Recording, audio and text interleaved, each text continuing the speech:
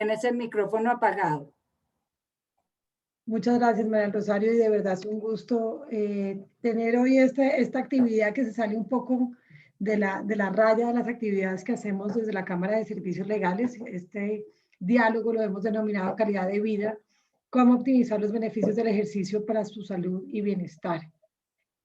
Como nos decía María Rosario, esta charla estará a cargo del doctor John Duperli. John es médico, especialista en medicina interna de la Universidad del Rosario, con PhD en medicina del deporte de la Universidad Alemana para las Ciencias del Deporte, y tiene más de 10 años de experiencias como especialista en medicina del deporte.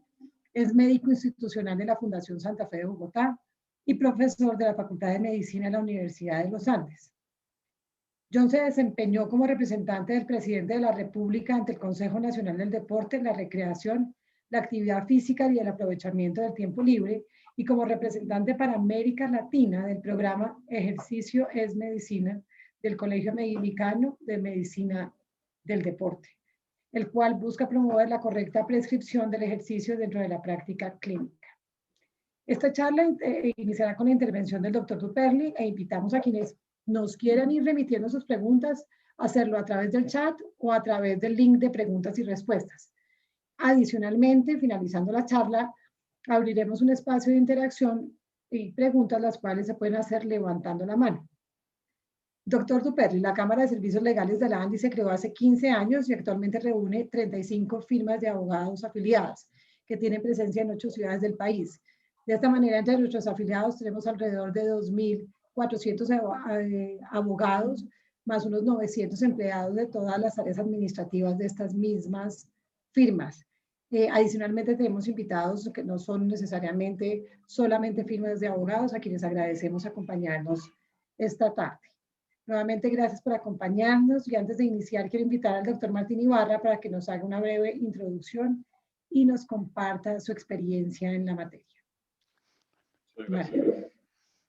Muchas gracias, Claudia. Un saludo muy especial al doctor Duperli y a María Rosario. Yo quiero simplemente agradecer al doctor John esa gran oportunidad que nos da para compartir con la Cámara de Servicios Legales su sabiduría y su experiencia en muchas de las enseñanzas que para mí, en mi caso personal, han sido supremamente importantes. Yo he aprendido de John cómo hay 2 tipos de edades, la fisiológica y la cronológica, la cual pueden tener alguna variación de unos 8 o 10 años. Cómo se puede comprar o vender años de vida o darle más vida a los años.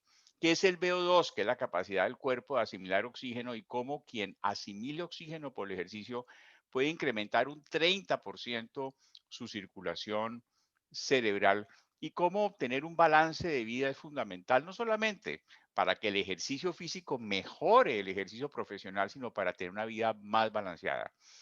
Y esta charla también se hace en honor de cerca de 8 socios que se han ido sin despedirse, súbitamente. Entre ellos, Ricardo Duarte, socio de María Rosario, que nos abandonó hace unos años en un problema cardiovascular. Y también, asimismo, hay otros socios como el doctor Cala, que nos está acompañando hoy, que es el rey del squash en el Nogal.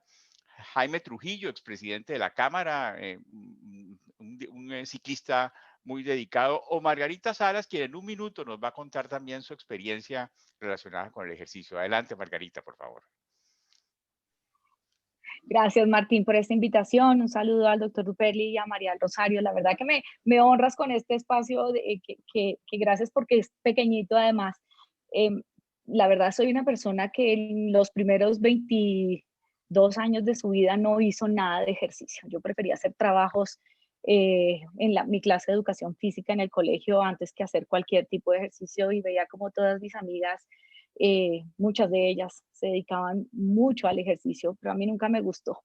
Y agradezco a Dios haber tenido la influencia de mi esposo, porque desde ese momento ya nunca más dejé de hacer ejercicio, y me puedo dar cuenta los grandísimos beneficios que eso reporta en mi vida, en mi salud, pero además como uno termina siendo innegablemente un ejemplo, no solamente para la familia, para sus hijos, sino también para la familia extendida y para su propio equipo de trabajo. Yo veo cómo es inspiracional para los muchachos, ver a alguien a estas alturas de la vida, pues que no deja de hacer ejercicio ningún día y que a través del ejercicio ha podido conocer tantas personas valiosas que han generado tantas influencias positivas también en la vida. Así que de verdad que esta sea una oportunidad para agradecer a todas esas personas que han hecho esa influencia tan positiva en mi vida, a esos amigos en mi clase de spinning por las mañanas y en mi clase de pilates por las mañanas, y también a la expectativa, doctor Duperli, de resolver muchos mitos, porque yo creo que todos los tenemos alrededor del ejercicio. Muchas gracias por este espacio y espero que todos los podamos aprovechar. Gracias, Martín. Gracias, Margarita, por su introducción. Gracias, Martín. Creo, María Rosario, que sin más preámbulo, entonces le damos la palabra al doctor Duperli. Así es, doctor Duperli, el escenario es suyo. Muchas gracias. Un saludo, por supuesto, a todo el grupo organizador, a María Rosario, a Claudia, a toda la Cámara y a todos los abogados que han sacado a estas horas. Yo sé que son ocupados y viven con vidas muy complicadas, pero tenemos creo que 127 participantes en este momento.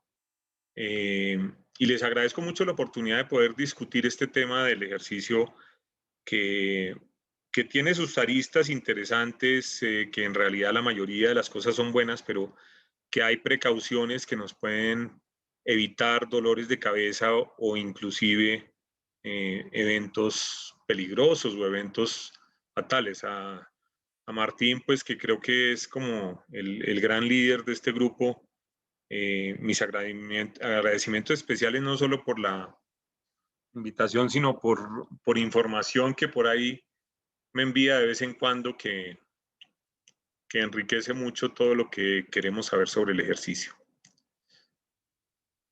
La calidad de vida está determinada por muchos factores. Una vez iba por la calle y vi algo que decía como calidad de vida, de estilo de vida, y pensé en encontrar un gimnasio y eran sofás y hamacas de muy buena calidad. Pues por supuesto me pareció interesante que para mucha gente la calidad de vida está en el absoluto reposo y no en disfrutar del cuerpo y de la actividad física. Son visiones pues que se pueden combinar, pero que no nos podemos quedar con una de las dos porque nos metemos en problemas. Si ustedes ven estas caras y se tratan de imaginar lo que hay detrás de entrenamiento, de cambios bioquímicos en el cerebro, de cambios en los huesos, de cambios en el corazón, de nutrición, de disciplina, de sabor de patria, bueno, no sé cómo más describirles todo lo que a mí por lo menos me generan estas sonrisas, pues vale la pena sacar unos minutos para estudiar qué hay detrás. Hay libros enteros dedicados a estas tribus, por ejemplo, donde son muy buenos para correr. Yo creo que la mayoría de los maratonistas lo han leído, nacidos para correr, como si tuviéramos los seres humanos una destreza muy especial para el atletismo, para muchos deportes, pero para el atletismo, que es el deporte básico para el cual no se necesita ningún tipo de atuendo. Pero Scientific American también, el año pasado, en enero, saca una editorial donde analiza aspectos genéticos del ejercicio y cómo el ejercicio ha sido parte del proceso del desarrollo del ser humano y sigue siendo el motor para muchas de estas capacidades del ser humano de sobrevivir ante eventos adversos. Vamos a ver algunas cosas interesantes. Quiero diferenciar 4 términos que se utilizan como sinónimos y son realmente un poquito diferentes. Una cosa es el fitness, otra la actividad física, otra el ejercicio y otra el deporte. El fitness es una capacidad biológica o condición física que incluye la capacidad, por ejemplo, cardiopulmonar, cardiorrespiratoria, la fuerza, la flexibilidad, la coordinación, el equilibrio, la velocidad. Todo eso hace parte del fitness. Cuando uno dice alguien es muy fit, pues tiene varias de estas cosas que son características biológicas que se pueden desarrollar y se pueden desarrollar por medio del ejercicio.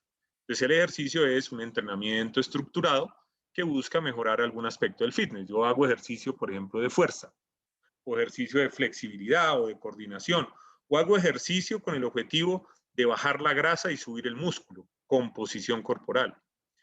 Es decir, que el ejercicio tiene un objetivo, a diferencia de la actividad física, que es como cualquier cosa que yo hago, donde muevo los grupos musculares, puede ser el oficio en la casa, puede ser salir de compras, eso es actividad física, pero no tiene un objetivo específico biológico para un aspecto del fitness. Y el deporte, que no es otra cosa que un fenómeno social donde está incluido el ejercicio, pero que se acompaña de una cantidad de cosas además lindas, interesantes, pero algunas también problemáticas, como por ejemplo la competencia, las nacionalidades, los hinchas, los premios, las medallas y toda la lucha por el fair play y el dopaje, que hacen parte del deporte, también a veces del fitness, pero el que más ha jalado esta necesidad de ganar a cualquier costo, pues es la competencia deportiva donde hay dinero de por medio o donde hay poder de por medio.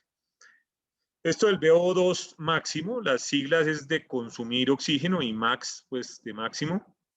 Lo traje este es de un periódico español que dice un nuevo paradigma en las revisiones médicas, se ha visto un cambio importante y muestra un laboratorio de los que hay en muchas partes del mundo, acá en Colombia, en muchos de nuestros hospitales, en Coldeportes, laboratorios donde la gente se pone a correr y además de correr le miden cosas. Y le miden cosas básicamente con la respiración y con las pulsaciones. También se pueden tomar muestras de sangre, pero la capacidad máxima de utilizar oxígeno es algo así como el cilindraje de un carro, de un motor.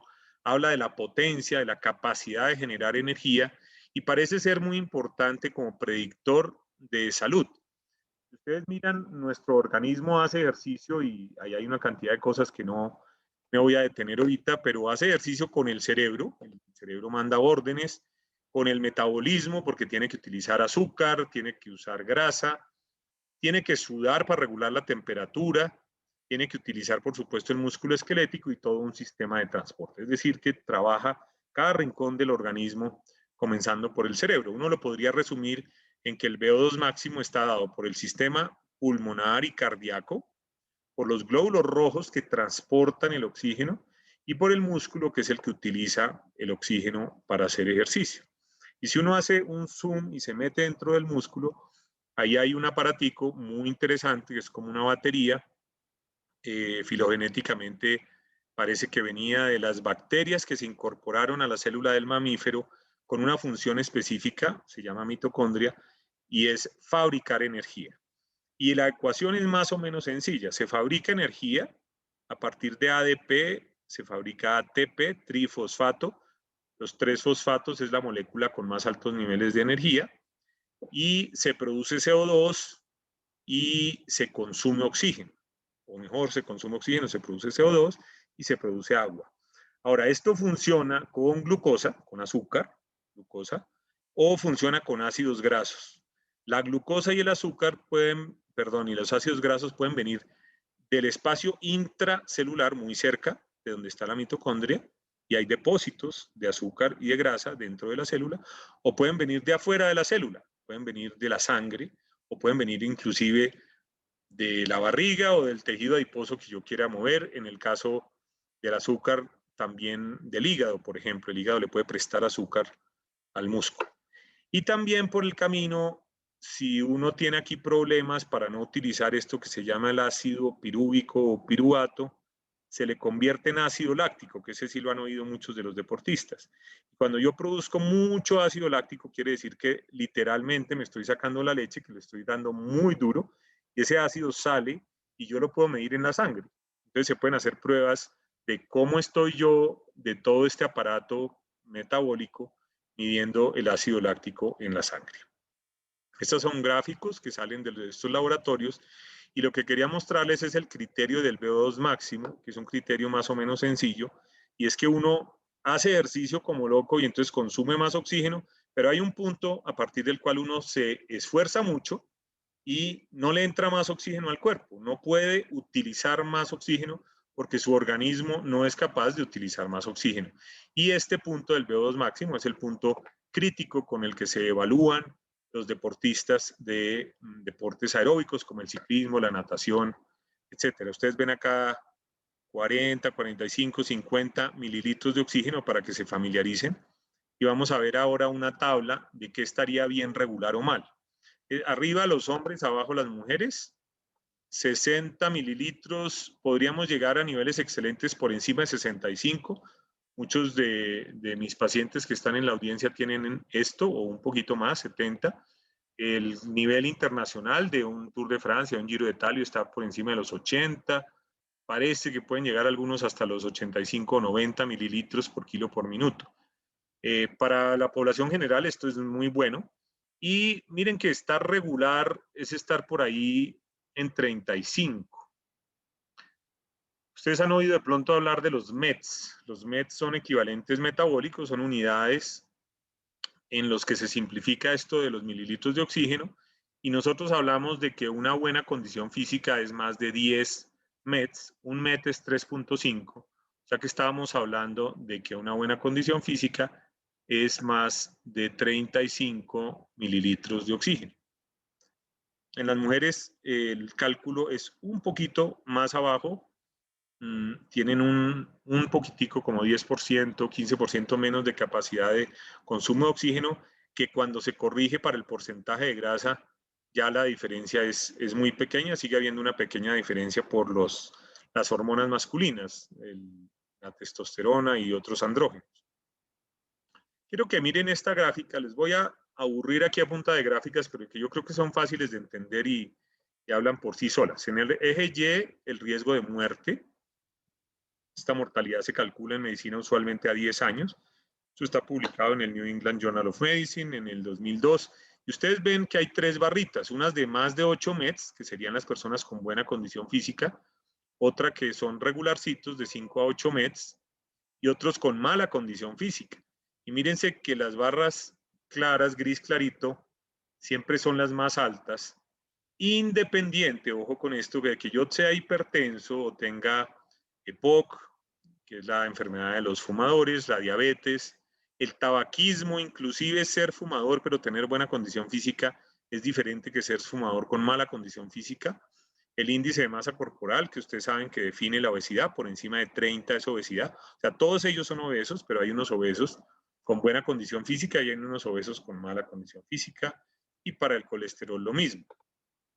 Aquí vuelven ustedes a ver unas barras que tienen unos METs como bajitos, como 4 o 5 METs de rango, que tienen mortalidades muy altas, y en la medida que las personas se les miden una prueba de esfuerzo los METs y pasan de los 10 METs, aquí en este caso los mejores de los 13 METs, que ya es muy bueno, tienen una mortalidad muy baja comparado con este grupo. Ahora, lo interesante es que en las barras negras hay sujetos sin enfermedad aparente y en las blancas hay sujetos que han tenido infarto.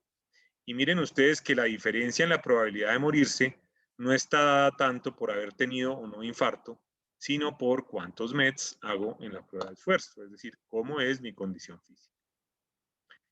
El tiempo sentado se ha vuelto un problema ahora en la pandemia y cada vez lo cuantificamos mejor. Antes creo que la mayoría pasábamos entre 8 y 10 horas sentado, ahora hay muchas personas que pasamos más de 14 o 16 horas al día sentados. Y ese tiempo sentado también se constituye en un factor de riesgo independiente. Miren aquí las barritas. Es un estudio hecho en el 2012, mucho antes de la pandemia. Entre 0 y 4 horas sentado hasta 8 horas sentado, pareciera que no hay ningún cambio en el número de muertes, pero en la medida que yo paso de 8 o 11 horas sentado, fíjense que hay relación dosis-efecto. Aunque yo pertenezca a un grupo, por ejemplo, que hace 1 hora diaria de ejercicio, que son 300 minutos, si yo paso muchas horas sentado, esto podría ser contraproducente. Si yo no hago nada de ejercicio, el tiempo sentado más alto o más bajo determina la probabilidad de morir. Es decir, vamos por capacidad aeróbica y tiempo sentado como determinantes. Esto está más o menos resumido aquí. En el eje Y, nuevamente la mortalidad patrón sería 1, y hacia abajo ustedes ven las personas que hacen 1 hora, 2 horas, 3 horas de ejercicio a la semana, cómo tienen estadísticamente menos riesgo, y más o menos lo que podemos lograr con ejercicio es una reducción del riesgo entre un 40 y un 50%, exclusivamente por hacer ejercicio, reducir la aparición de estas enfermedades que llamamos enfermedades crónicas no transmisibles, como la depresión, la demencia, el cáncer de seno, el cáncer de colon, la diabetes, las fracturas de cadera o el infarto. Aquí hay otras 3 medidas más estadísticas. Hacia la derecha, el factor es más positivo o más favorable. Por ejemplo, tiempo sentado. Miren ustedes cómo baja la mortalidad en la medida que yo paso menos horas sentadas al día. Fitness, o sea, tengo mejor condición física, ya lo vimos. Si entre mejor condición física, baja la mortalidad. Y aquí en actividad física moderada, vigorosa, también lo mismo. Y hay una pequeña subidita aquí, que de pronto la discutimos al final, que por supuesto no llega a los niveles del sedentario, pero como que pareciera que hay un punto de ejercicio que si uno exagera pudiera ser contraproducente. Esto es un estudio publicado el año pasado. En azul, las personas que se examinaban, se hacían sus chequeos antes de los 90, comenzando en los años 70, y de los 90 en adelante. En general, la mortalidad de todo el mundo ha mejorado en estas décadas, pero miren que la tendencia a disminuir entre más ejercicio haga, entre más fitness tenga, se mantiene a pesar de las grandes evoluciones de la medicina. Es decir, que es un factor que se mantiene a través de la historia como un factor protector. Y en la revista Lancet sale una lista de enfermedades para las cuales esta palabra evidencia es muy jurídica.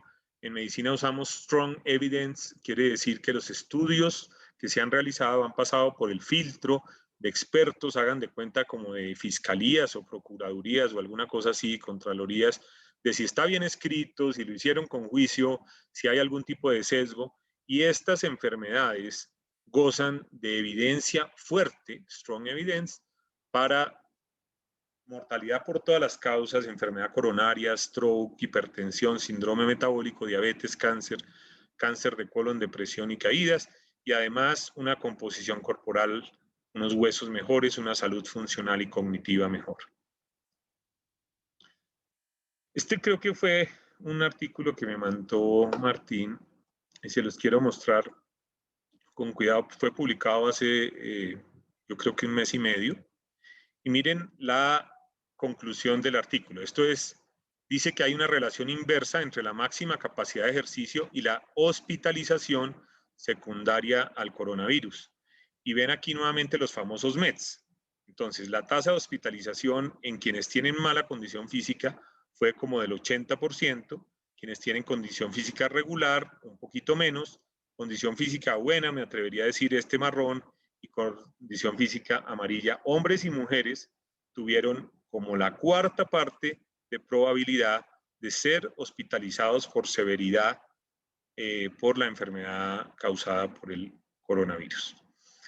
Y traigo este editorial de esa época del New England Journal.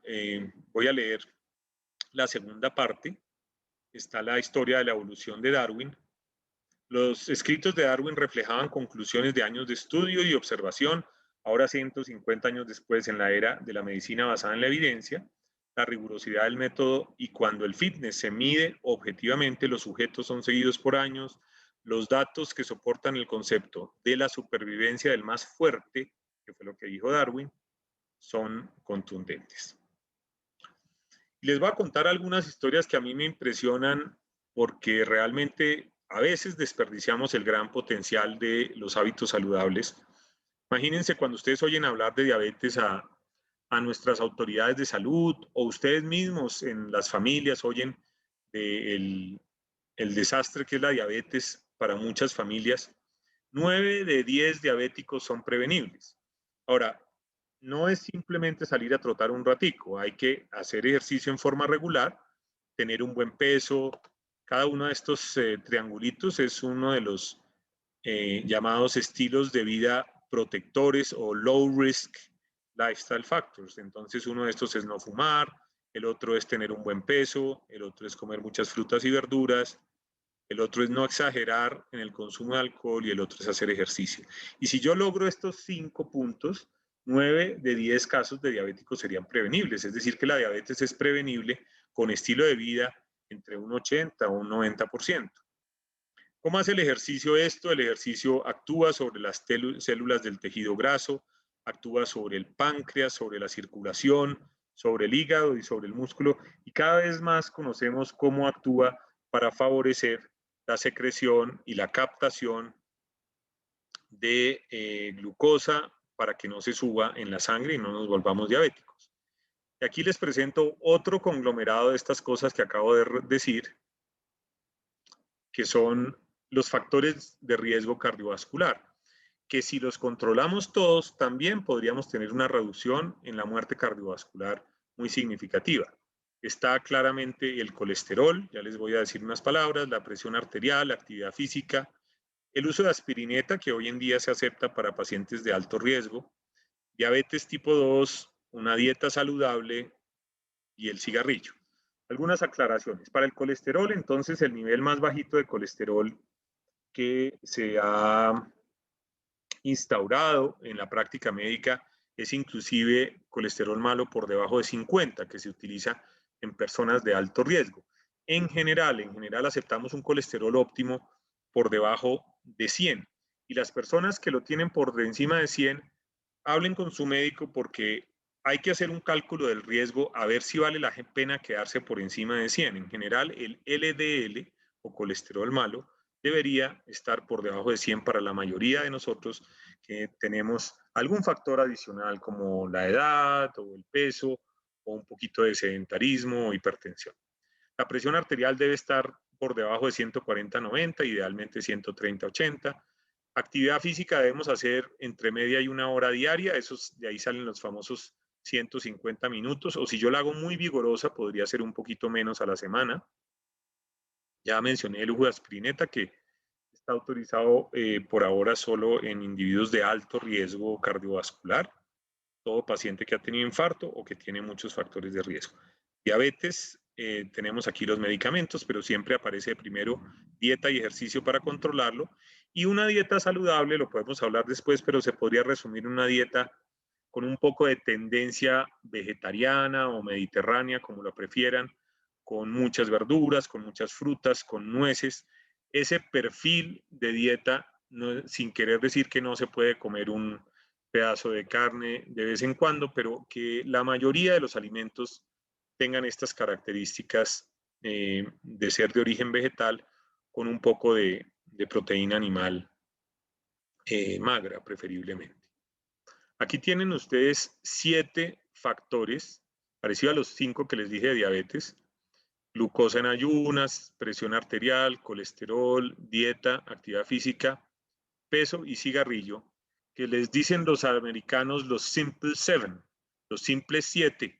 Y si yo hago esos simples 7 también, que los pongo aquí en este rango ideal, miren, la presión está perfecta, el tipo no tiene sobrepeso, nunca fumó, no ha fumado, hace ejercicio, y fuera de eso su score de dieta es alto porque tiene lo que le dijimos, tiene mucha fibra, tiene vegetales, tiene pescadito. El resultado final es impresionante. Miren esta gráfica. Los números abajo no se alcanzan a ver bien, pero ahí dice 1, 2, 3, 4, 5, 6, 7. 7 factores de riesgo, o en este caso factores protectores, si yo los tengo bien, que me disminuyen la probabilidad de morirme por enfermedad cardiovascular. Es decir, cuando uno dice, ¿qué hago para que no me pase lo que le pasó al vecino que le dio un infarto? Hay 7 cosas para hacer y son las que acabamos de decir. Otra vez un repaso: cigarrillo, peso normal, actividad física, dieta saludable, colesterol perfecto, presión arterial perfecta, glucosa perfecta, y con eso la probabilidad de que me dé un infarto es como 80-90% menos que el resto de la población que tiene esto como a medias, que lo tiene aquí como a nivel intermedio o a nivel poor, donde la probabilidad de un evento es muy grande. ¿Cómo hace el ejercicio esto? Acá hay una cantidad de mecanismos químicos, tampoco me voy a meter. El ejercicio tiene propiedades antiarrítmicas, hace que le llegue más sangre al corazón, antitrombóticas, tiene beneficios psicológicos y tiene beneficios antiateroscleróticos porque modifica el colesterol malo, baja el colesterol malo, sube el colesterol bueno, baja la presión arterial, baja la adiposidad y nos aleja de la diabetes, que es este tema de la resistencia a la insulina, disminuye la inflamación. Bueno, y paralelo a estos datos estadísticos, quería mostrarles algunas otras cosas de la masa muscular. Aquí tienen ustedes en el eje Y la masa muscular o la fuerza. Imagínense cada uno dónde está y todos sabemos que pues, el pico de la fuerza y la masa muscular está alrededor de los 20 años y de aquí en adelante depende cómo estemos. Yo voy ya aquí como con la mitad, con 57. Ustedes ven que la caída de la masa muscular es bien impresionante. Generalmente nos damos cuenta los hombres después de los 45, 50 de esta pérdida de masa muscular, que podría ser muy acentuada si uno no hace nada de ejercicio, o podría ser más o menos acentuada si se preocupa por hacer un poquito de flexiones de pecho o un poquito de gimnasia. Aquí hay una palabra aterradora que es el umbral de discapacidad. Y hay un punto a partir del cual si yo no tengo músculo, no me puedo parar de la silla, no me puedo vestir bien, no puedo subir las escaleras. Ese es el umbral de discapacidad que nos aterra en todos nuestros abuelos o en algunos de nosotros cuando hemos estado enfermos y no nos hemos parado muchas veces. ¿Qué hay que hacer? Rehabilitación, buena nutrición y todo un trabajo psicosocial para recuperar la fuerza y las ganas de vivir, pero en estas etapas por encima de los 80, 90 es bien difícil. Este concepto de perder masa muscular se llama sarcopenia, como falta de carne. Esa sarcopenia ha sido revisada desde muchos tipos de consensos y tiene como componentes la edad, la enfermedad, la inactividad, que está en nuestras manos, y la malnutrición, que está relativamente en nuestras manos también. Y aquí hay datos del grip. Si no les han medido nunca el grip, piensen en alguien que saluda con la mano y aprieta muy duro. Esa es la fuerza del grip. Y para los hombres lo normal sería por ahí 40 y pico, 50, a una edad media. Y miren esto llegó hasta 60 en los hombres con más fuercita. Y esto va cayendo con la edad, como la curva que les acabo de mostrar. Y después de los 80 es muy difícil tener más de 20 o 27 kilos de fuerza. Las mujeres arrancan un nivel más bajito por el tema hormonal y muchas mujeres tienen muy poquita fuerza en los brazos, en el grip, que les cuesta trabajo, por ejemplo, abrir un frasco. Es una señal de falta de fuerza. ¿Cómo es este fenómeno? Este fenómeno a veces no se ve. Ustedes miran abajo una persona de 25 y una de 65 y ustedes le miden eso con 1 metro y se ve como parecido, ¿no? El tipo todavía conserva el diámetro del muslo o el diámetro glúteo o el diámetro del húmero y resulta que es que ahí se ha metido ya mucha grasa y la masa muscular eficaz es muy poquita. El fenómeno se ve así cuando se trata de esquematizar pérdida de masa muscular y pérdida de células que lleva a la falta de músculo o a la sarcopenia. Aquí tienen algunos ejemplos. Este sería un individuo con buena masa muscular y aquí con la pérdida que permite ver prácticamente el esqueleto forrado por la piel. Eso se puede ver por lesiones deportivas. Este es un atleta que tenía buena masa muscular y se lesionó el tendón de Aquiles, le tuvieron que hacer una cirugía y perdió la masa muscular del gemelo. Aquí ven ustedes la persona joven y la persona mayor con el microscopio que nos dice que hay pérdida de la estructura de la célula muscular. Bueno, esto tiene impacto financiero también. En Estados Unidos y en Europa se han preocupado mucho. Hay asociación entre los costos en salud y la baja masa muscular. Se recomienda todo esfuerzo por su identificación y tratamiento. Miren estas gráficas, por ejemplo, costos en libras esterlinas en primary care, que sería como atención primaria. Los costos son el doble para los que tienen poca masa muscular y el punto de corte lo pusieron muy bajito, miren, menos de 26 y menos de 16. Y aquí ustedes ven que las barras de utilización de los sistemas de salud, esto sería aquí en un hospital de atención secundaria, prescripciones médicas, miren, las personas con menos masa muscular necesitan más prescripciones médicas y en el cuidado informal, en todos las consultas y otros cuidados médicos, es mucho mayor la necesidad de medicación y de costos para quienes tienen poca masa muscular. Esta diapositiva es muy ilustrativa. En el eje Y ven ustedes la potencia muscular máxima Esto sería lo de un joven y aquí lo de un viejo o un sarcopénico, que puede ser un joven que tuvo COVID, que lleva mucho tiempo sentado, que está comiendo mal, que no hace ejercicio. Miren la fuerza para levantarse de una silla. Para un joven, pues es muy chistoso y es muy fácil y es raro porque este otro señor necesita apoyarse en la mesa o en los brazos de la silla, pero para una persona con pobre masa muscular, levantarse de la silla es la fuerza máxima. Y eso, ustedes entenderán el drama de discapacidad en el que eso se va convirtiendo con la edad.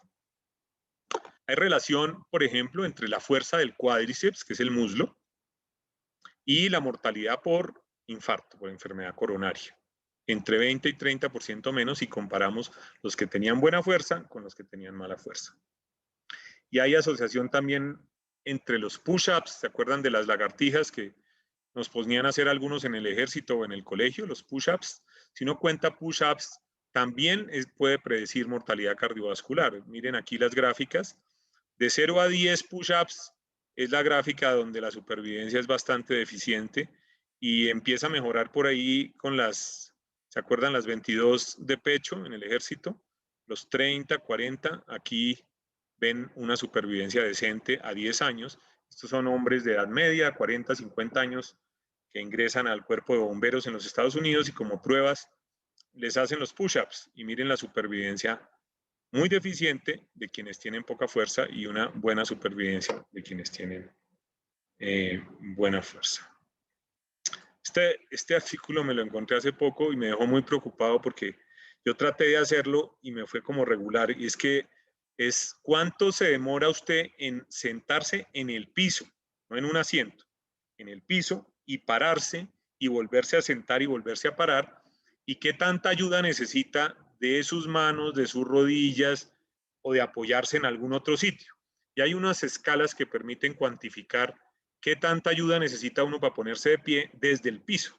Por supuesto, una persona con muy buena masa muscular se para y se sienta en el piso sin problemas, sin ninguna ayuda, pero en la medida que uno va necesitando más ayuda, miren lo que pasa con la supervivencia a 10 años de las personas que tenemos alguna dificultad para pararnos o sentarnos del piso sin agarrarnos de nada y sin apoyarnos en nada. Y esta que tal vez la mencionaba brevemente Martín, y es la relación que hay entre la marcha y la capacidad para caminar y el riesgo de deterioro cognitivo y demencia en poblaciones de adultos mayores. Esto es un estudio grande, un metaanálisis de estudios prospectivos. Y lo que ven aquí ustedes, el diamantico, es el total de la conclusión de quienes tienen demencia, y aquí tienen el total de la relación que hay con deterioro en la velocidad de la marcha. Han hecho algún estimado, todavía es un poco impreciso, de que por 10% que yo disminuya la velocidad con la que camino. Voy a poner un ejemplo. Uno camina a 4 kilómetros por hora, normalmente, si va de afán por ahí a 5. Y si yo normalmente en mi día empiezo a caminar un poquito más despacio, no a 5, sino a 4.8, 4.3, se ha visto que si a uno le hacen unas pruebas exigentes mentales de concentración y de análisis, podría tener ya un pequeño deterioro de la capacidad mental. Esto pues, se ha estudiado más en adultos mayores. Desde el punto de vista hormonal suceden una cantidad de cosas con el envejecimiento. Aquí hay unas moléculas que han empezado a salir en los últimos años. De pronto recuerden la iricina, que la bautizó el investigador que era un poquito modesto como la hormona mensajera de los dioses, y era un mensaje que va del músculo al resto del cuerpo. Aquí hay otra cantidad de químicos que aumentan el riesgo de caídas, aumentan el riesgo de fracturas, deterioran la calidad de vida, la discapacidad y se asocian con más muerte cuando se coge cada uno de estos químicos en el cuerpo. Cuando uno hace ejercicio se contrarresta, especialmente estas tres moléculas, si quieren aprenderse alguna, la misma iricina, el BDNF o factor neurotrófico derivado del cerebro que se produce con ejercicio intenso en el cerebro, y el factor de crecimiento similar a la insulina, el IGF-1, que disminuye caídas, disminuye fracturas y mejora la calidad de vida. Este estudio Ya casi acabamos esta parte para hablar más como de preguntas y de inquietud. Este estudio me gusta mucho porque contradice algo que a veces nos decían antes, y es que si a usted le duele una articulación, quédese quietico para que no le duela. Si una persona mayor la dejamos en el grupo control es que no hizo ejercicio, 18 meses. La supervivencia sin discapacidad para actividades de la vida cotidiana no es muy buena.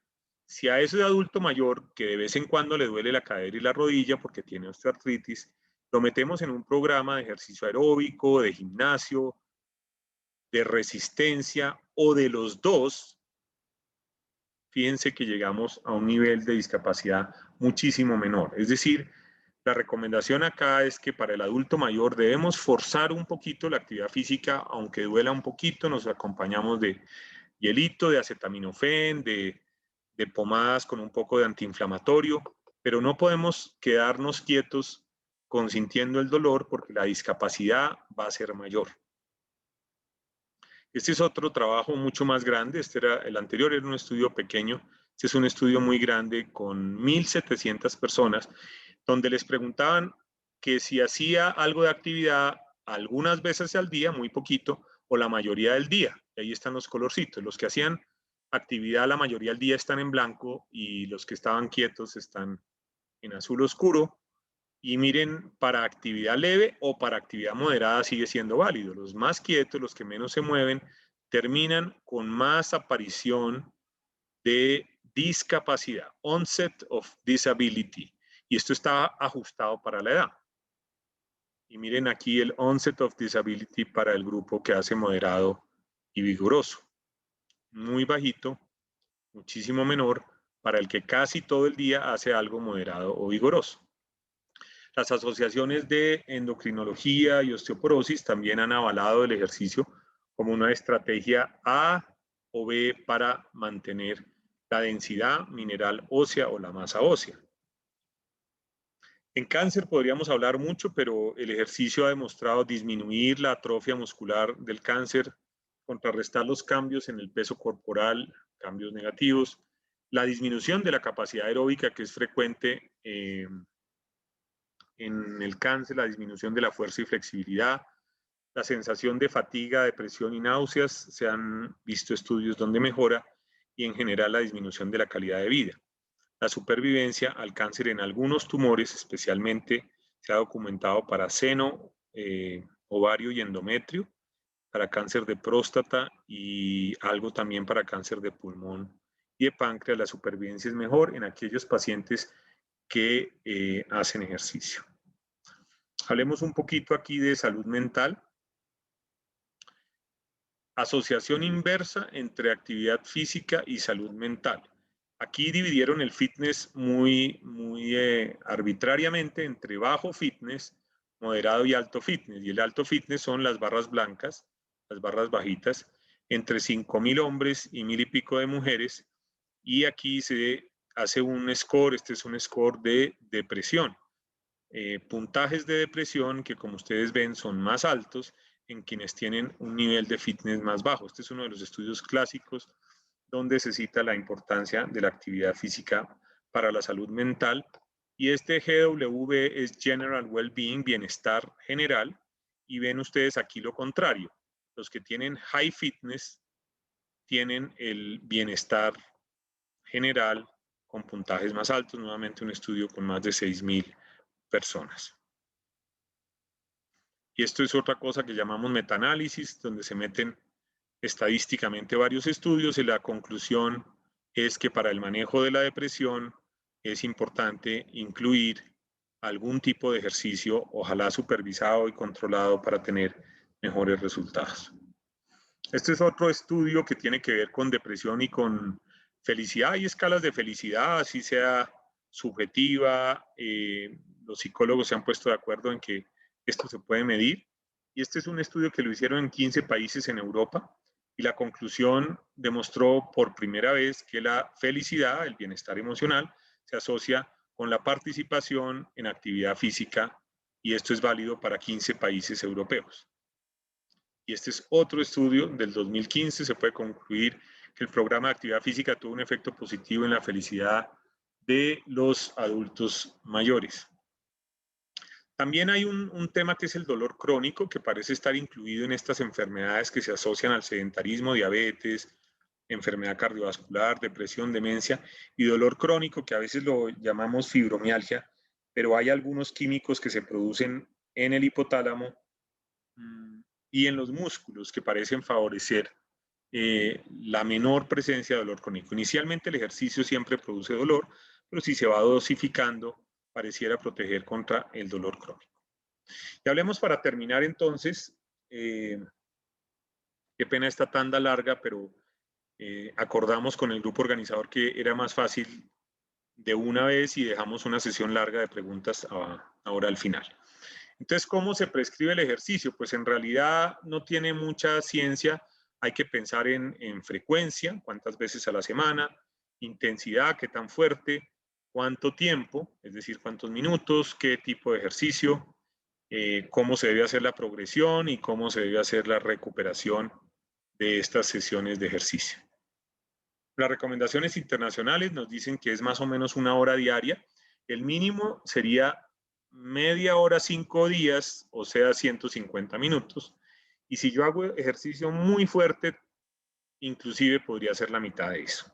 Adicionalmente, se recomienda fortalecimiento y flexibilidad por lo menos 2 días a la semana, que eso a veces nos da mucha pereza, el que lo haga todos los días es maravilloso. Y si uno logra hacer 1 hora diaria, o sea, 300 minutos, se gana unos bonos adicionales como por ejemplo reducción de peso y reducción de la glicemia y de los triglicéridos.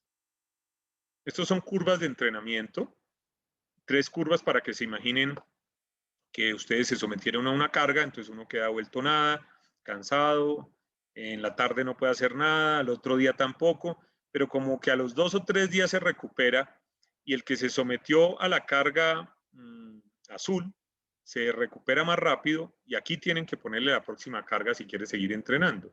El de la carga verde, un poco más fuerte, se demoró más en recuperarse y el de la carga roja va a necesitar como 1 semana para recuperarse del entrenamiento que le hicieron.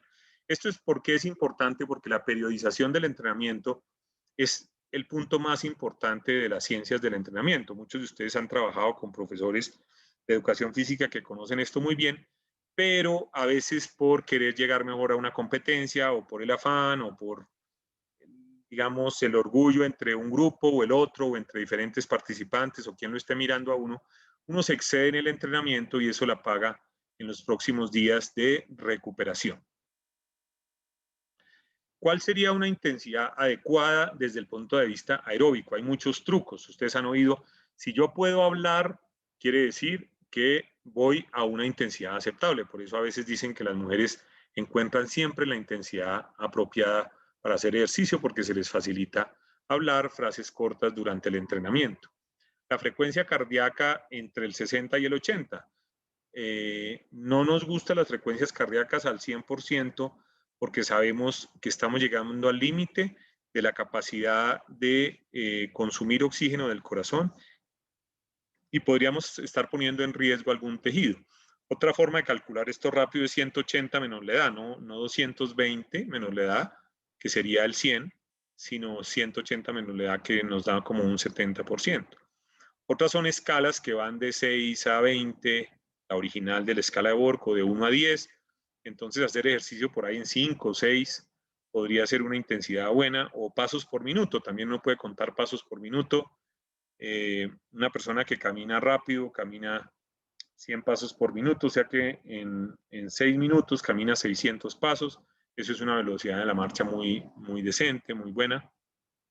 Y así podríamos encontrar otros ejemplos, pero estos son los más populares. Voy a mostrarles unos datos de nuestro programa de prevención y rehabilitación cardíaca. Son mujeres y hombres que entran a un programa de ejercicio y más o menos cada 12 sesiones les medimos los METs, la capacidad aeróbica.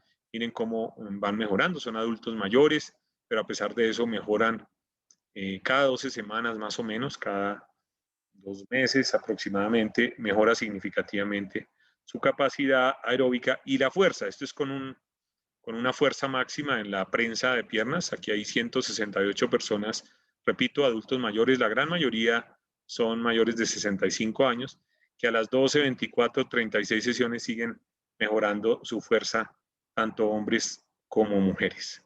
Eso es lo que les quería contar. Aquí está un libro que lo encuentran en internet o lo encuentran en algunas librerías. Y esta es una publicación en Circulation que repite cómo este tema de evaluar y promover la actividad física en los sistemas de salud es prioritario. Creo que con mi nombre lo pueden bajar gratuito de internet. Muchas gracias. Esa es la charla, que creo que fue como 40 y pico de minutos, como les propuse. Veo 156 participantes y el doctor Álvaro Cala levantando la mano, pero no sé quién va a moderar. Doctor Duperly, muchas gracias, pero muy interesante. Tuvimos más de 164 personas conectadas a lo largo de su charla. Eso es simple y claro indicador de la preocupación que supone, como usted arrancó su charla, y es estar aquí sentados enfrente del computador más de 12 horas diarias. Voy a pasarle la palabra a Claudia para que haga una moderación, lea las preguntas. Tenemos varias preguntas en el chat y tenemos varias manos alzadas. Claudia, te dejo moderando esta parte, y doctor Duperly, un gusto haberlo oído. Muchas gracias, muchas gracias. Muchas gracias, Johnny, y muy interesante toda tu presentación. La primera pregunta que nos hacen es si el estrés no es factor que aumenta el riesgo de infarto adicionalmente a los factores nombrados anteriormente. Sí, el estrés sí es un factor independiente. Lo que pasa es que cuantificarlo para estos estudios es supremamente difícil en los estudios poblacionales, pero el estrés es un factor de riesgo independiente para infarto. La razón por la que no aparecen muchos estudios que no están dedicados a la parte del estrés es por la gran dificultad en definirlo. Ustedes han oído, si hablan con psicólogos, que hay un estrés que es bueno, que hay un estrés que es eustrés, que no podríamos hacer nada en la vida si no tuviéramos un poquito de estrés, que la gente muy relajada también se infarta. Entonces es una discusión compleja y depende de las escalas, cómo se mida la ansiedad y el estrés. Pero en general me atrevo a responder recogiendo lo que dicen los expertos en salud mental. Es un factor de riesgo para infarto y para muchas enfermedades. Clarísimo, muchas gracias. Tengo una pregunta de María Paula Vargas, que tiene preguntas sobre las pausas activas. Ella dice que es mejor hacer todo un poco, pero si solo nos limitáramos a las pausas activas durante el día, ¿es mejor hacer una pausa activa durante el día o es mejor solo entrenar una hora? ¿Y cuáles son las rutinas que son buenas para hacer pausas activas? Es una pregunta muy importante en esta pandemia. Yo diría que todo lo que nos podamos mover en el día vale. Por ejemplo, timbra el teléfono y me pongo de pie, vale. Se ha demostrado que disminuye el número de trombos en las piernas. Caminar un poquito durante la oficina mientras estoy discutiendo con alguien, nuevamente, pues por teléfono o con otra persona que esté presente. Lo que no sirven mucho son las pausas activas, perdónenme, me burlo, pero de hacer así la mano para el problema del túnel carpiano y sentir que con eso yo estoy haciendo un gran ejercicio para todo el cuerpo. Eso me sirve para estirar la mano.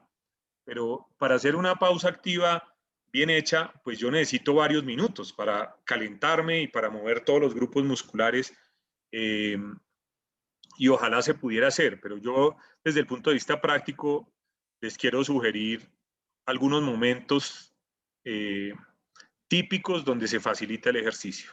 Uno es, pues, antes de salir para el trabajo, como lo hacen muchos de ustedes, una sesión de ejercicio de media hora o de una hora temprano. La siguiente es el desplazamiento al trabajo, que también hay algunos de ustedes que lo hacen, y es que caminan al trabajo o van en bicicleta al trabajo, y eso es una buena sesión de ejercicio para la mayoría de media hora. Recuerden que podemos recorrer en media hora en bicicleta sin ser ciclistas y vestidos pues normalmente podemos recorrer 10 kilómetros en media hora, que son 100 cuadras. Entonces, bicicleta y caminata como transporte me parece súper importante. Después, durante el día, durante la mañana, para mí el ejercicio sí requiere un poquito como desconectarse y me parece que 5 minutos no alcanza uno como a hacer mayor cosa. Entonces yo sugeriría una pausita de 10 a 15 minutos que incluya caminar, de pronto un par de sentadillas, de pronto levantar los brazos o estirarlos. Hay mini sesiones de yoga o de entrenamiento funcional que pueden hacer eso. Después viene la hora del almuerzo, donde también uno puede escoger un almuerzo light y entonces almuerza en 15 o 20 minutos y le queda otra media hora para hacer algo de ejercicio, ojalá antes del almuerzo. Y si tiene más de una hora para almorzar, como muchas veces gastamos, pues usted podría almorzar media hora y hacer ejercicio una hora al mediodía, antes del almuerzo. Y nuevamente en la tarde hay una posibilidad de pausa y al final del día siguen habiendo. Hay un experto en ejercicio que decía, es increíble que de los 1440 minutos del día, usted no logre sacar 30 minutos, le quedan 1410 para hacer algo que va a impactar todo lo demás, porque va a impactar su vida familiar, va a impactar su vida personal, va a impactar su trabajo, su fatiga, su concentración, a veces la toma de decisiones inteligentes, a veces la inteligencia emocional en una reunión, se puede ver modulada por productos químicos que se producen por el ejercicio. Muchas gracias. Le voy a abrir el micrófono en este momento a Andrés Ordóñez. Andrés, tienes la palabra, tienes la mano levantada. Adelante, por favor.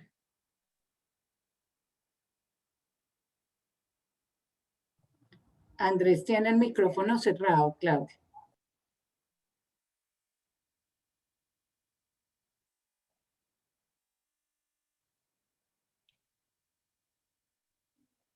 Segundito.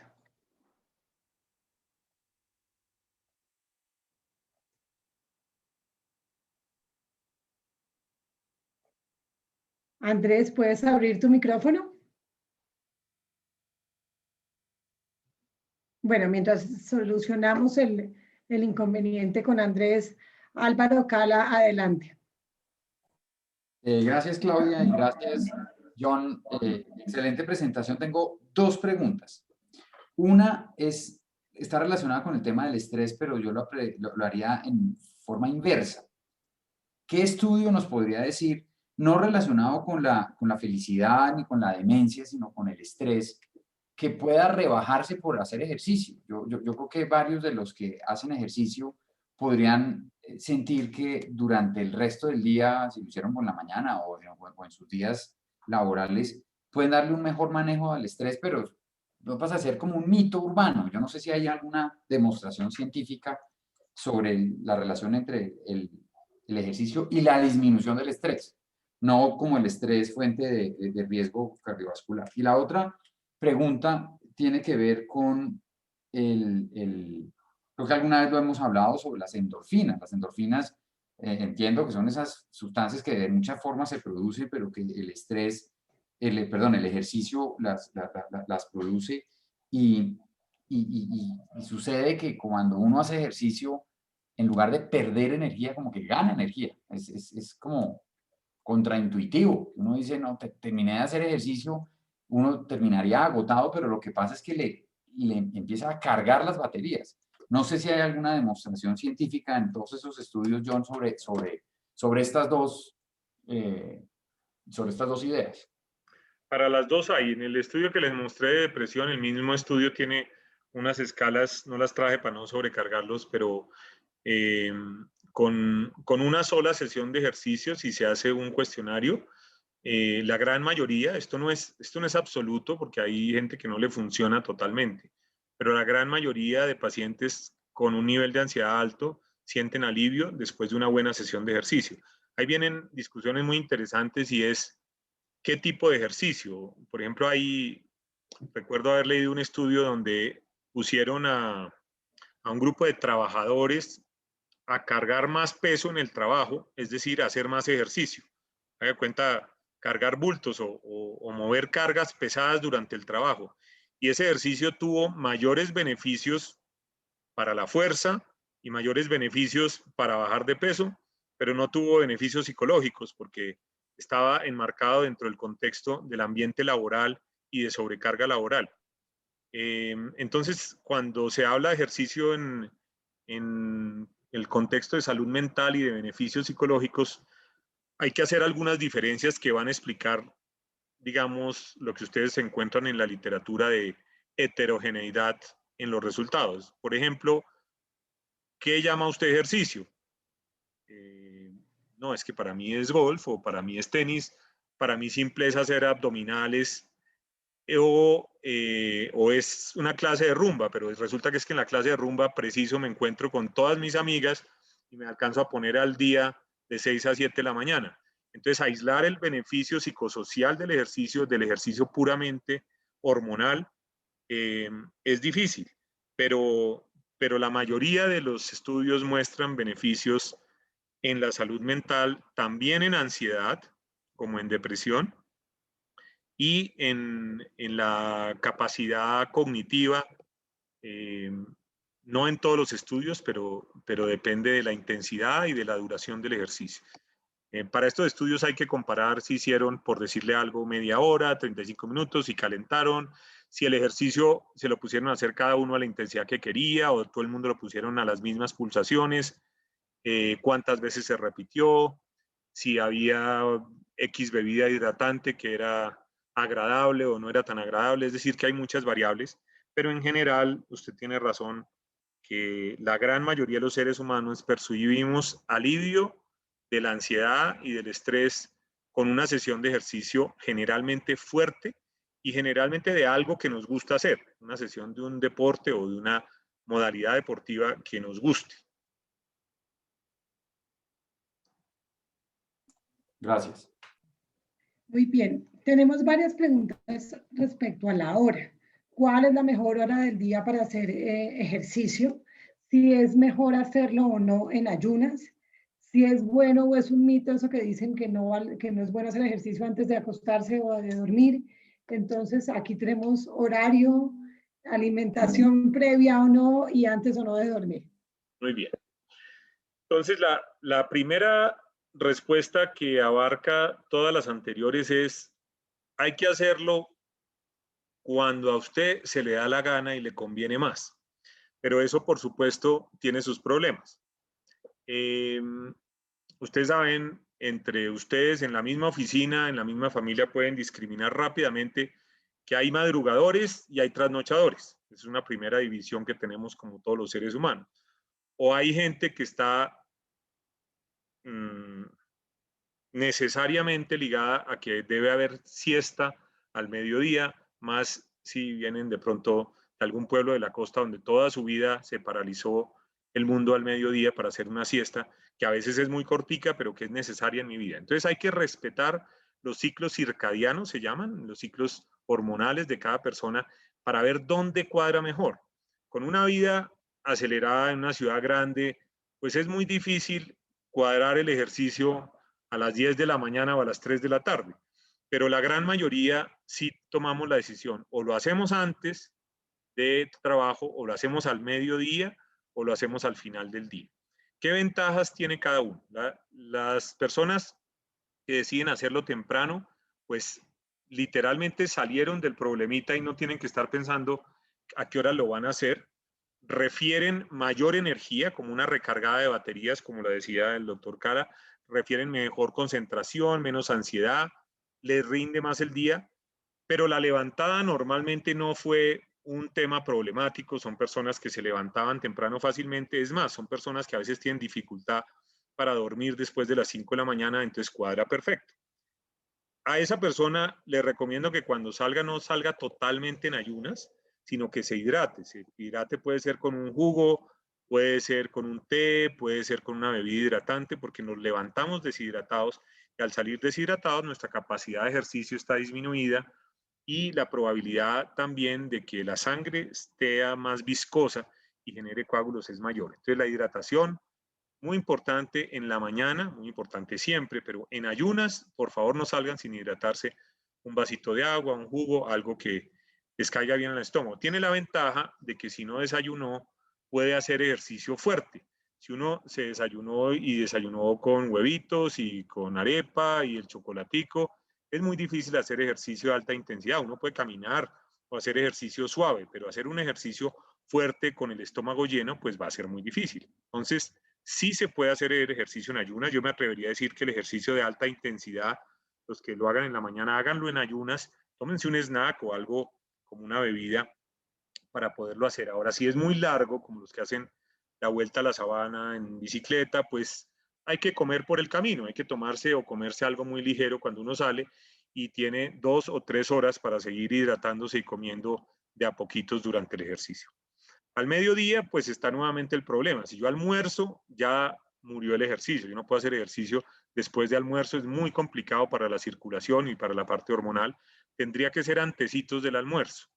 Y en la comida, uno podría nuevamente tratar de hacerlo antes de comer. Lo que más defienden los que lo hacen en la noche es que les ayuda a descansar y a desestresarse. No les genera cargo de conciencia de no estar trabajando a las 8 de la noche y les ayuda a dormir mejor. Por el contrario, hay gente que si hace ejercicio en la noche le da un poquito de insomnio porque el cuerpo queda acelerado durante 2 horas o 3 horas y a veces queda uno como recalentado y no duerme tan bien. Es decir, yo tengo que buscar cuál es la hora y cuál es la mezcla con las comidas que mejor me conviene, pero se valen todas. Miren que hablamos de 6 modalidades, por la mañana, mediodía y por la noche, con poca o con mucha comida, todo esto se vale. No hay un beneficio especial de ninguno de los horarios. Le voy a dar la palabra en este momento a Juan Carlos Cardona. Juan Carlos, adelante, puedes abrir tu micrófono. Mucho gusto, doctor Duperli. Yo tengo dos inquietudes. Una, si es tarde o no entrar al deporte de competencia, porque uno cuando tiene la virtud de ser amigo de Martín, entonces piensa que eso va a ser hasta 5 minutos antes de irse al cementerio. Entonces, y él nos alienta todos los días para que mantengamos ese espíritu. Y la otra cosa es, ¿cuál es la prescripción de ejercicio para las personas que tienen diabetes tipo 1? Porque siempre en la literatura y hoy en su exposición siempre hablaba de la diabetes tipo 2. Entonces se queda uno sin saber si los de tipo 1 tienen la misma rutina o si tienen algún cambio concreto. Bueno, entonces, ¿hasta qué edad? Yo sí me atrevería a decirle que la calidad de vida y la prevención de muchas de las enfermedades, después de lo que acabamos de ver, vale la pena invertirle hasta el final de la vida, entendiendo que la posibilidad de ganar, la posibilidad de tener lesiones musculares, por ejemplo, y de tener eventos cardiovasculares es mayor entre más edad yo tengo. Sin embargo, hay una diferencia clara y ustedes la ven con Martín y con muchos colegas. Hay una diferencia muy grande, especialmente después de los 65 años, en quienes hacen ejercicio y no hacen ejercicio, tanto en su físico como en su parte psicosocial. Eso no se cumple en el 100% de las veces, pero es una tendencia. Entonces, en principio, se puede hacer ejercicio hasta cualquier edad, teniendo en cuenta que los riesgos osteomusculares de lesiones y fracturas suben y los riesgos cardiovasculares suben. Es decir, que hay que ser muy estricto en el control de los factores de riesgo cardiovascular y les quiero recomendar mucho la presión arterial, el colesterol, los niveles de glicemia y el peso, porque todos estos son factores independientes que le van sumando al riesgo no modificable de la edad. Con relación a la diabetes tipo 1, la respuesta es más compleja porque depende del diabético tipo 1. Se benefician de todo lo que hablamos, o sea, no hay razón para que en el diabético tipo 1 no se haga. Lo que pasa es que la diabetes tipo 1 no es de gorditos y sedentarios. Y conozco varios diabéticos tipo 1 que compiten a nivel internacional, pero tienen que prácticamente computarizar, tienen bombas de insulina inteligentes que dan un gota a gota de insulina que se debe adaptar estrictamente a la velocidad de la carrera o del ejercicio, en el caso de ciclismo, y a una dieta súper estricta que calcule la cantidad de glucosa que se necesita cada minuto durante el ejercicio. Es toda una ciencia. Los atletas de alta competencia diabéticos lo logran, pero primero son un número pequeño comparado con los diabéticos tipo 2.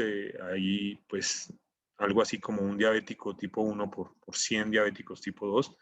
Pero los que son diabéticos tipo 1 han aprendido a regular su glicemia con esquemas móviles y con bombas de infusión, y es toda una ciencia manejarlo durante el ejercicio de alta competencia.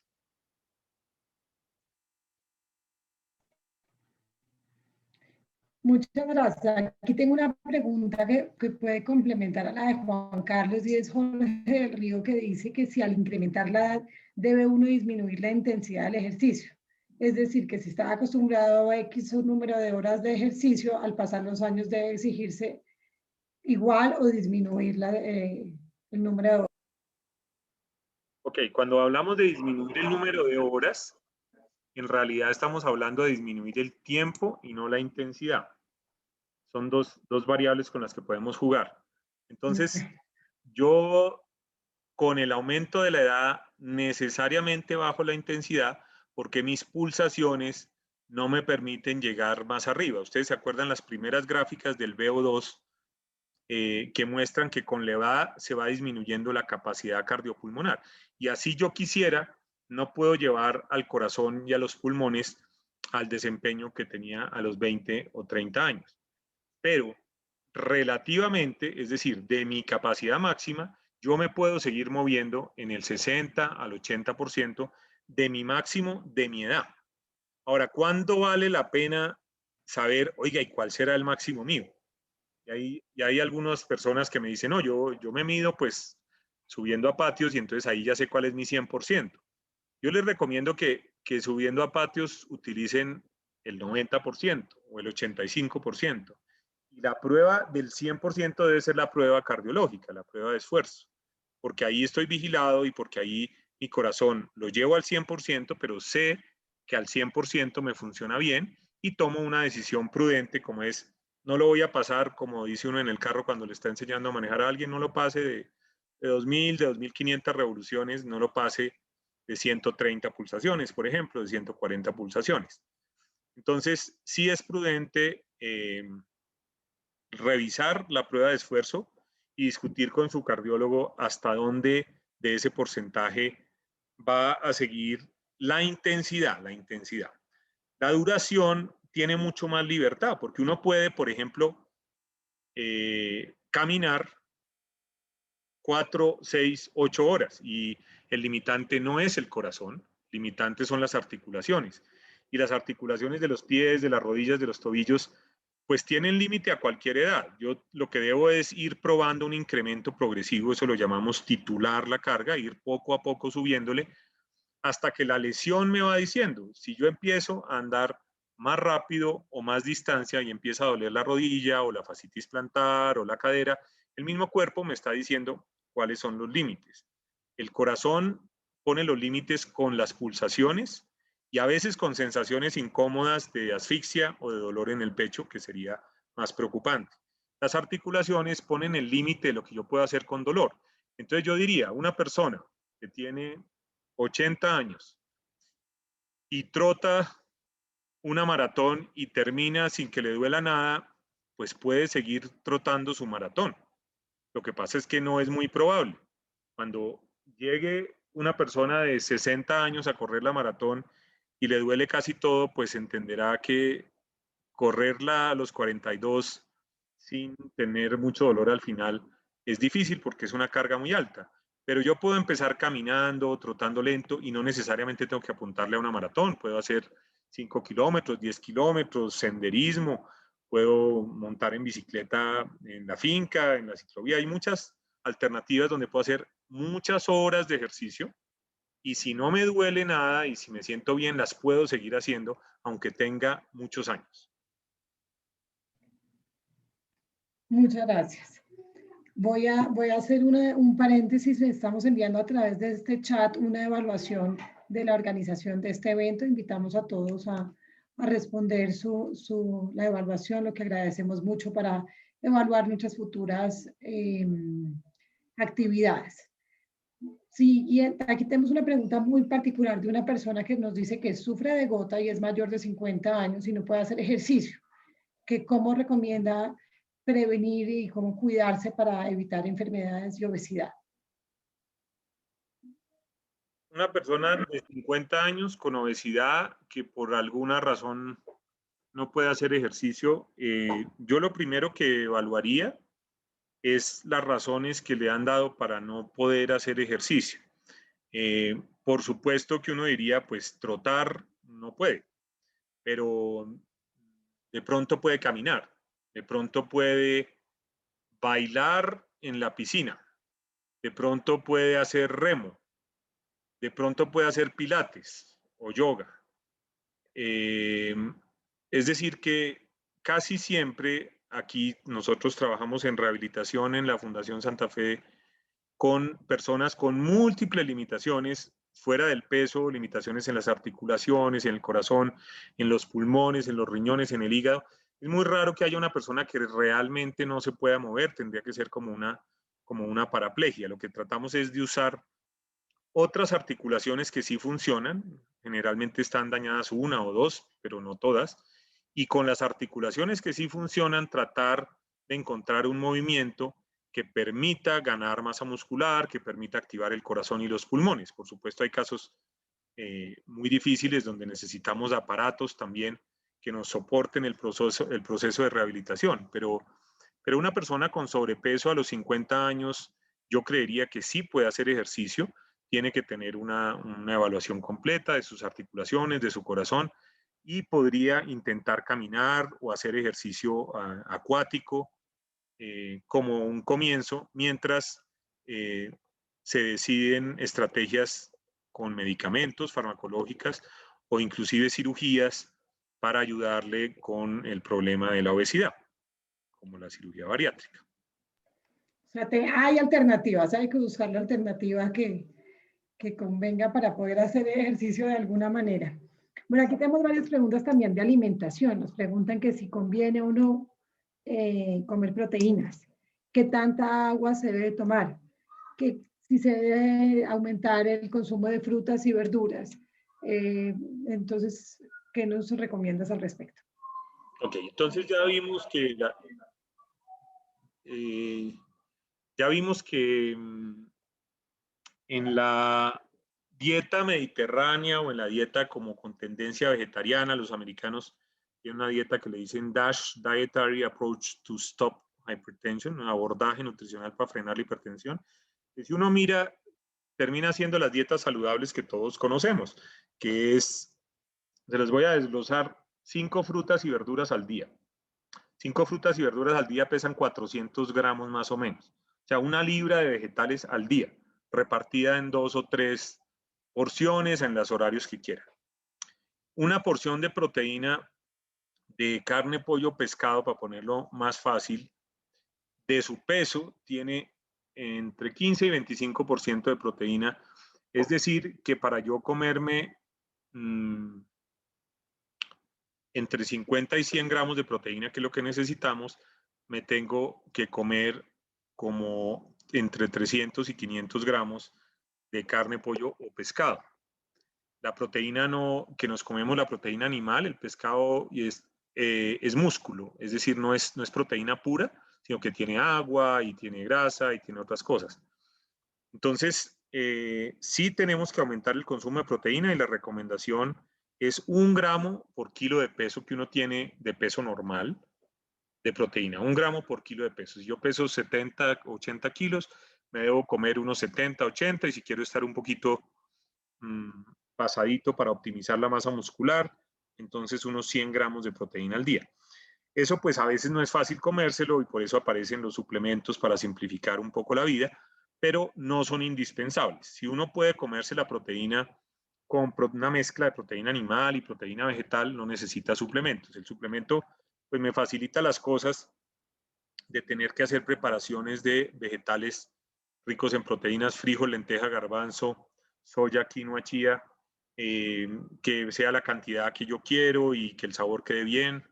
Se puede, las personas que están entrenadas en manejar vegetarianismo lo pueden hacer, pero a veces pues toman un camino más fácil y es comprar un suplemento de proteínas o de colágeno hidrolizado para reemplazar una de las comidas.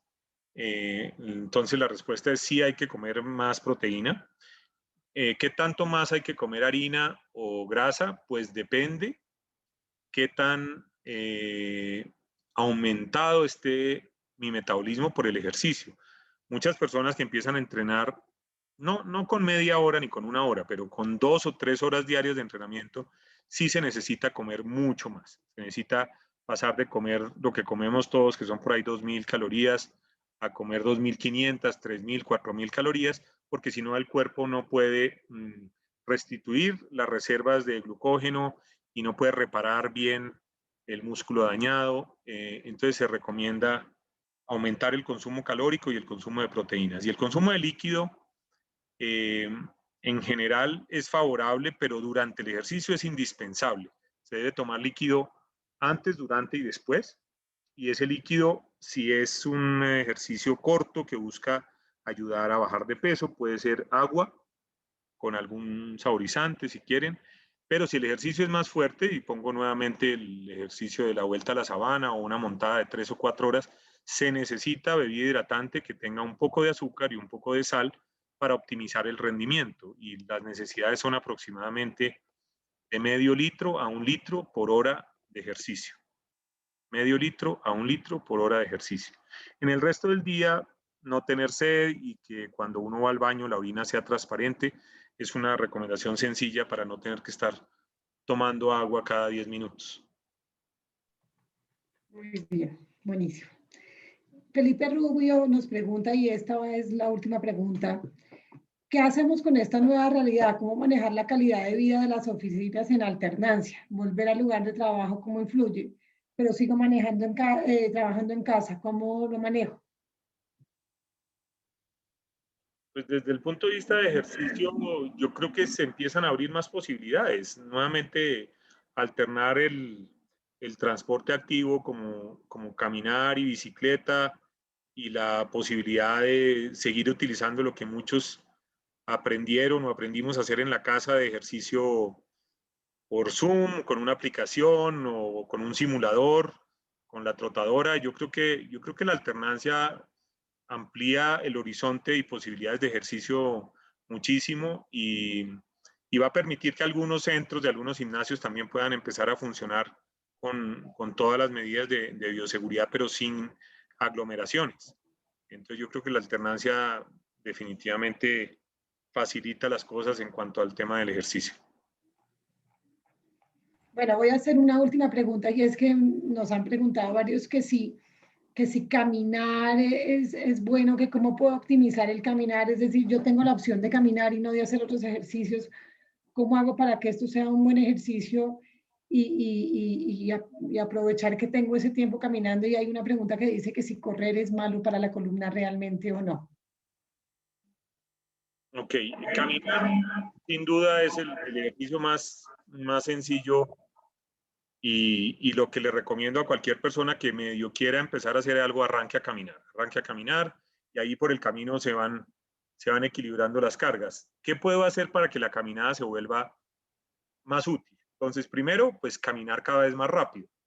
Segundo, trate de caminar con un buen calzado. El error al caminar es que usamos los zapatos de la oficina que no están hechos para caminar. Entonces, ustedes lo han visto, los europeos y los gringos siempre han tenido los zapatos de salir por la calle porque hay humedad y hay nieve y los zapatos a vestirse elegante. Entonces, hay que tener unos buenos tenis para caminar hacia o desde el trabajo.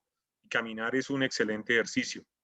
¿Cómo puedo complementar la caminada? La puedo complementar con ejercicios de fortalecimiento y flexibilidad que los encuentran en internet en cualquier aplicación, como tan sencillo como un par de flexiones de pecho o un par de sentadillas o unos estiramientos de tocarse la punta de los pies. Los que hayan hecho alguna sesión de yoga o de pilates alguna vez, ahí hay una cantidad de ejercicios maravillosos como complemento de la caminada. Ahora, quizás para la persona que está caminando y llega Y mire, pero yo estoy caminando ya media hora, una hora y yo no noto impacto en el peso. Caminar por minuto no quema muchas calorías, entonces para tener impacto en el peso hay que caminar largo. Y si yo no tengo tanto tiempo, entonces tengo que volver la caminada más difícil. La caminada más difícil quiere decir caminar en subida, coger escaleras y poco a poco acercarse a lo que lo va a llevar naturalmente su cuerpo. Y es una persona que camina mucho y camina rápido y sube escaleras y ahora las sube de 2 en 2 y camina en subida, pues está listo para trotar. El error es, yo no soy bueno para caminar, estoy caminando 10 minutos, 15 minutos y me voy a poner a trotar porque ahí se le va a ir mal con las rodillas y con las caderas y con la columna. Entonces, el paso de caminar a trotar debe ser un paso progresivo, lento, donde yo le incorporo, digamos, a la media hora de caminata, incorporo 1 minuto cada 5 minutos de trote. O le incorporo 10 pasitos de trote y camino 100. 10 pasitos de trote y camino 100. Y así progresivamente, ojalá en un terreno blando, como de un parque, donde haya grama o donde haya un terreno blando, se va aprendiendo a trotar. Hay una cuña de cómo aprender a trotar para los que quieran ya dar ese paso después de que están caminando mucho, que es una técnica muy protectora para las articulaciones. Ya digo lo de la columna, que se me olvidó decir algo de la columna, que es el Chi Running, como Tai Chi. CHI Running, y ahí encuentran en internet una cantidad de videos de cómo manejar la postura de la pelvis, inclinarse un poquito hacia adelante y empezar a caminar y a correr lentamente, alternándolo con periodos de descanso para no incurrir en lesiones deportivas. Que si trotar es malo para la columna, ahí tenemos nuestras discusiones con algunos de los ortopedistas que cuidan mucho para la columna. Yo me atrevería a decir que lo que es más malo para la columna es que uno tenga mala masa muscular rodeándola, porque lo que protege a la columna es la masa muscular. Y si un poquito de trote, una caminata rápida o una montada en bicicleta me ayuda a fortalecer los músculos paravertebrales, los músculos que van alrededor de la columna, es posible que el dolor lumbar, el dolor de espalda, mejore. Yo no arrancaría, si uno tiene dolor de espalda, a trotar, nunca. Yo arrancaría caminando y arrancaría haciendo pilates, tai chi, yoga, natación, bicicleta, y después de mucho tiempo podría lanzarme a ensayar y trotar despacio, apretando la barriga, con periodos de trote cortos, y conozco muchas personas con problemas de espalda que pueden trotar. No les recomiendo la maratón como el mejor ejercicio, pero el trote de distancias cortas o medianas podría ser aceptable cuando no hay problemas graves de columna. Bueno, doctor Duperli, no nos resta más que agradecerle todos sus aportes. Yo quedo altamente sensibilizada. A Martín contarle que yo ya empecé por caminar. Entonces, por algo se empieza. Muchas gracias, doctor Duperli. Muy importante su charla en estos momentos. Muchas gracias por la invitación y por las preguntas a todos, por quedarse hasta tan tarde. Espero que sigan disfrutando, los que ya lo disfrutan o empiecen a disfrutar del mundo de la actividad física y del ejercicio, un mundo fascinante. Van a encontrar en sus compañeros una cantidad de expertos porque ya lo llevan haciendo mucho tiempo y ese es el mejor consejero, el que ya lo ha hecho mucho tiempo. Muchas gracias, gracias por su tiempo y la paciencia y por habernos extendido un rato largo, pero muy buenas las preguntas, porque creo que esas nos dan también muchas pistas. Muchas gracias. Muchas gracias a todos. Gracias. Gracias, Claudia, y gracias al equipo de la Cámara de Servicios Legales. Muchas gracias. Chao, chao. Chao y gracias.